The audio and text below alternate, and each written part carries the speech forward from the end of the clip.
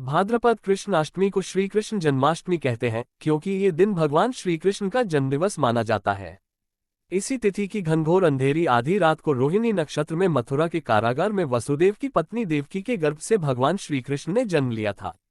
ये तिथि उसी शुभ घड़ी की याद दिलाती है और सारे देश में बड़ी धूमधाम से मनाई जाती है। जन्माष्टमी के दिन भगवान श्री कृष्ण की जन्म संबंधी कथा भी सुनते सुनाते हैं, जो इस प्रकार है। द्वापर युग में भोजवंशी राजा उग्रसेन मथुरा में राज्य करता था। उसके आत्ताई पुत्र कंस ने उसे गद्दी से उतार दिया और स्वयं मथुरा का राजा बन बैठा।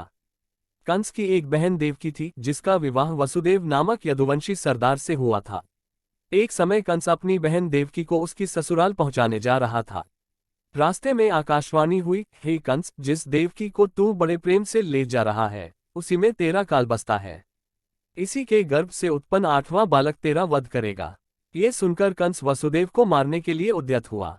तब देवकी ने उससे विनयपूर्वक कहा, मेरे गर्भ से जो संतान होगी उसे मैं तुम्हारे सामने ला दूंगी। बहनोई को मारने से क्या लाभ है। कंस ने देवकी की बात मान ली और मथुरा वापस चला आया। उसने वसुदेव और देवकी को कारागृह में डाल दिया। वसुदेव देवकी के एक एक करके 7 बच्चे हुए और 7 को जन्म लेते ही कंस ने मार डाला।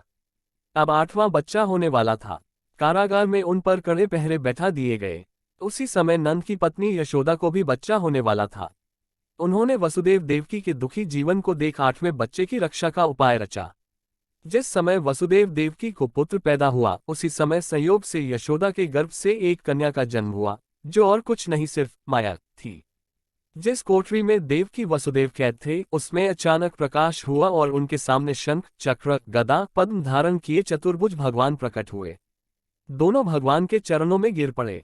तब भगवान ने उनसे कहा, अब मैं पुनः नवजात शिशु का रूप धारण कर लेता हूँ।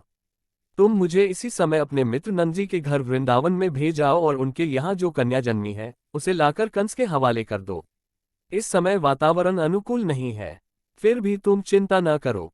जागते हुए पहरेदार सो जाएंगे, कारागृह के फाटक अपने आप खुल जाएंगे और उफनती अथाह यमुना तुमको पार जाने का मार्ग दे देगी। उसी समय वसुदेव नवजात शिशु रूप श्रीकृष्ण को सूप में रखकर कारागृह से निकल पड़े और अथाह यमुना को पार कर नंदजी के घर पहुंचे। वहां उन्होंने नवजात शिशु को यशोदा के साथ सुला दिया और कन्या को लेकर मथुरा आ गए। कारागृह के फाटक पूर्ववत बंद हो गए। अब कंस को सूचना मिली कि वसुदेव देवकी को बच्चा पैदा हुआ है। उसने बंदीगृह में जाकर देवकी के हाथ से नवजात कन्या को छीनकर पृथ्वी पर पटक देना चाहा, परंतु वह कन्या आकाश में उड़ गई और वहां से कहा, अरे मूर्ख, मुझे मारने से क्या होगा। तुझे मारने वाला तो वृंदावन में जा पहुंचा है। वह जल्द ही तुझे तेरे पापों का दंड देगा।